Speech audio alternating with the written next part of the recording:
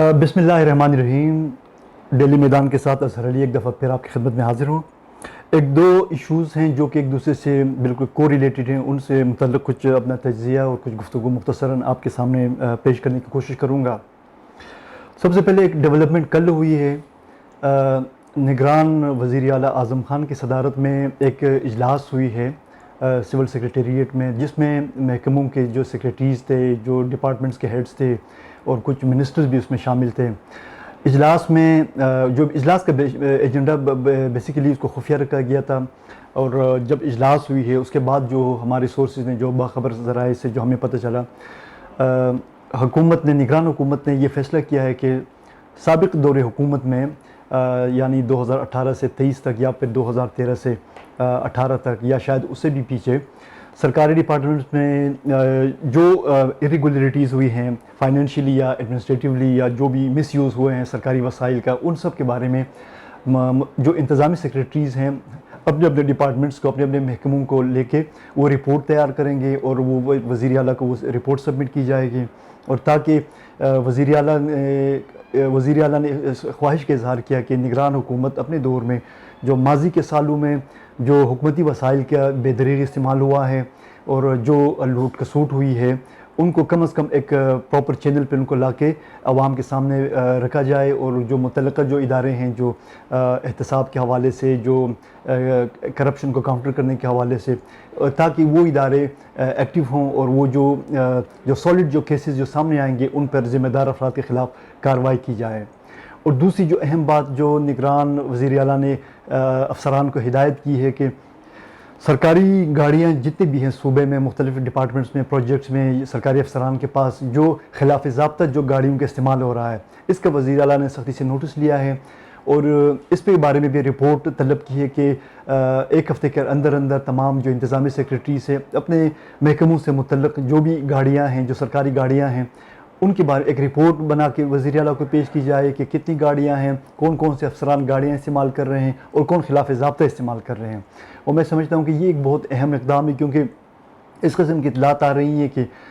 ऐसे अफसरान जो कि अभी सर्विस में हैं, कुछ लोग अहम ओहदों पे भी हैं, कुछ लोग ओहदों से इधर उधर हो गए हैं, कुछ के ट्रांसफ़र पोस्टिंग भी हुई हैं, कि वो सरकारी गाड़ियों का बेदरीग इस्तेमाल कर रहे हैं। मसलन एक सेक्रेटरी साहब के बारे में ये हमें मिनिस्टर साहब ने बताया था कि डिपार्टमेंट की 6 गाड़ियाँ उनके पास हैं। साहिब के लिए अलग गाड़ी है, साहिब के बच्चों के स्कूल ले जाने के लिए अलग गाड़ी है, उनके घर के लिए अलग गाड़ी है। मतलब इस तरह मुख्तलिफ़ मद्दात में उसने अपनी गाड़ियाँ अपनी तहवील में रखी हैं। और इवन कि एक मिनिस्टर साहब ने जब एक दफ़ा अपने महकमे के सेक्रेटरी से अपने लिए एक गाड़ी का तकाजा किया तो सेक्रेटरी साहब ने साफ इनकार कर दिया। तो ये एक है सरकारी वसाइल और सरकारी गाड़ियों के जो कि बंदरबांट हैं या उनके बेदरीग इस्तेमाल हैं, जो कि रुकने का नाम नहीं आ रहा। और एक तरफ तो हमारे मुल्क के सूबे के जो माली मामलात हैं, नौबत यहाँ तक पहुँची है कि हुकूमत को अब मुलाजिमीन के तनख्वाहें और पेंशनर्स के पेंशन देने के लिए अब उनको हर माह ये सोचना पड़ता है कि हमारे पास फ़ंड्स कहाँ से आएंगे ताकि हम मुलाजिमीन की तनख्वाहें हम अदा कर सकें। दूसरी तरफ आलमी इदारों की जो शराइत हैं कि अखराजात कम से कम रखे जाएँ, लेकिन इसके बावजूद जो अफसर शाही का जो एक शाहाना मिजाज है वो अभी तक अपने मिजाज पे हैं, अभी तक उसमें कोई तब्दीली नहीं आई है और वसाइल का बेदरीग इस्तेमाल हो रहा है, लेकिन उसके जो कोई आउटपुट, उसका कोई मतलब आवाम के मफाद में कोई उनका फ़ायदा सामने नहीं आ रहा है कि ये जो वसाइल ज़ाया हो रहे हैं इनके बदले में, इनकी वजह से आवाम को क्या फ़ायदा मिल रहा है। इसी से रिलेटेड, जो वसाइल के बेदरीग इस्तेमाल से रिलेटेड एक और इशू है कि महकमे तालीम ने जो हालिया दिनों में जो मैट्रिक के इम्तहानात के जो नताइज का ऐलान हुआ, खैबर पख्तूनख्वा के तमाम बोर्ड्स ने एक ही टाइम में ऐलान किया था ये पिछले दिनों, तो उसमें जो अब तक जो मालूमात सामने आई हैं, जो सरकारी स्कूल्स के जो तलबा हैं उनके ज़्यादातर जो है वो फ़ेल हुए हैं। और फ़ेल क्यों हुए हैं, अब ये भी एक सवाल है। इस सिलसिले में एक मुस्बत जो एक डेवलपमेंट सामने आई है, कल महकमे तालीम ने तमाम बोर्ड्स के जो चेयरमैन हैं उनके नाम एक ख़त में उनके ज़रिए कंट्रोल जितने भी तालीमी इदारे हैं और उन जिनमें से 50% से कम जो जिन स्कूलों में रिज़ल्ट दिया है, यानी 50% से कम बच्चे पास हुए हैं, उनके बारे में एक रिपोर्ट तलब की है कि ہر بورڈ میں مثلا اگر پشاور بورڈ میں ہیں کتنے سرکاری اسکول تھے اور ان میں سے کتنے اسکول ایسے تھے کہ جن کے 50% سے زیادہ بچے یا کم از کم یا 50% بچے فیل ہو گئے ہیں، اور یہ فیل ہونے کی وجوہات کیا ہیں۔ اب اس سلسلے میں ایک دلچسپ واقعہ آج سوشل میڈیا میں بھی وہ آئے تھے، اس کے ویڈیوز بھی آئے تھے۔ چارسدہ کے ایک گاؤں میں جو اہل علاقہ تھے وہ جا کے اسکول میں پہنچ گئے، اور پتہ چلا کہ اس اسکول میں تقریباً جتنے بھی بچوں نے میٹرک ایگزام دیا تھا ان میں سے صرف 2 بچے پاس ہو گئے تھے اور باقی سارے فیل ہو گئے تھے۔ پورے اسکول میں پورے کلاس میں سے صرف 2 بچے پاس، باقی سب فیل ہو گئے ہیں۔ اب وہ جب گئے ہیں، وہ اہل علاقہ جب جا کے اسکول میں بیٹھ گئے ہیں وہاں پہ ٹیچرز کے ساتھ، اب وہ کہہ رہے ہیں، تو وہ جو ایک محترم استاد تھا وہ وہاں پہ بات کر رہے ہیں کہ آپ لوگ آج پہلی دفعہ ہمارے پاس آئے، آپ پہلے کیوں نہیں آئے، کہ ہمارے مسائل کیا ہیں، ہمیں اسکول میں آپ کے بچوں کو پڑھاتے ہوئے ہمیں کیا مشکلات کا ہم سامنا کر رہے ہیں۔ دوسری طرف والدین کے اپنے شکوے شکایات ہیں۔ اب ان کے ایک اسکول کے جو ٹیچر کے نقطہ نظر کو ایک طرف رکھ کے ہم جب یہ دیکھتے ہیں کہ پچھلے کئی سالوں سے ہمارے صوبے میں تعلیمی ایمرجنسی نافذ رہی ہے،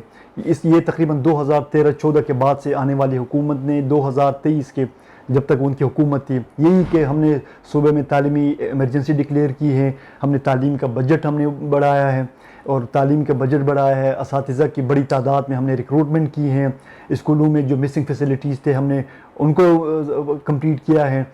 لیکن اس سب کے باوجود جب بھی ہر سال جب رزلٹ آتے ہیں تو سرکاری اسکولوں کی جو پرفارمنس ہے وہ دن بدن بد سے بدتر ہوتی جا رہی ہے۔ اب ایک تو سوال پہ یہ یہاں پہ پیدا ہوتا ہے کہ جو پرائیویٹ اسکول سیکٹر کے جو اسکولس ہیں ان کے رزلٹس کیوں بہتر آ رہے ہیں۔ اب ایک تاثر یہ پایا جاتا ہے کہ جو پرائیویٹ اسکولس ہیں، جیسے پشاور کے ایک بڑے اسکول کا نام لے رہے ہیں، کہ وہ ہر سال جو امتحانی حال ہے وہ مینیج کرا کے پھر وہ اپنے بچوں سے پیپر دلواتے ہیں۔ اگر یہ حقیقت ہے تو یہ انتہائی افسوسناک بات ہے کہ ایک پرائیویٹ اسکول میں جو پڑھنے والا بچہ ہے وہ محض اس لیے اضافی نمبر لے کے اس نے اضافی پیسے دیے ہیں یا اس کے اسکول نے ہال مینیج کرایا ہے اپنے بچوں کے لیے، اور دوسری طرف جو گورنمنٹ اسکول میں پڑھنے والے بچوں کا رزلٹ اس لیے خراب ہے کہ وہاں پہ نہ تو حکومت کی توجہ ہے، نہ اساتذہ کرام کی توجہ ہے، اور نہ جو لوگ اپنے بچوں کو بھیجتے ہیں، نہ وہ غریب لوگ، نہ ان کو اپنے بچوں کی پڑھائی کی فکر ہے، کہ مطلب وہ بچے پر اساتذہ کے رحم و کرم پہ ہوتے ہیں، اور پھر جب وہ رزلٹ آتا ہے تو رزلٹ یہ مایوس کن ہوتا ہے، زیادہ تر بچے فیل ہوتے ہیں یا بہت ہی کم نمبروں سے بمشکل وہ پاس ہوتے ہیں۔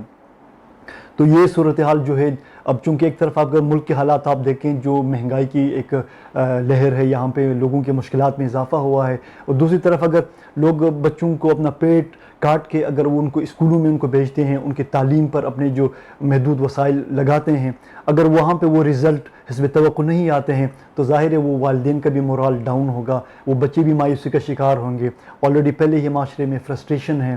تو اس سے جو نقصان ہے جو معاشرے کا وہ ایک بحیثیت مجموعی ملک کا اور قوم کا نقصان ہے،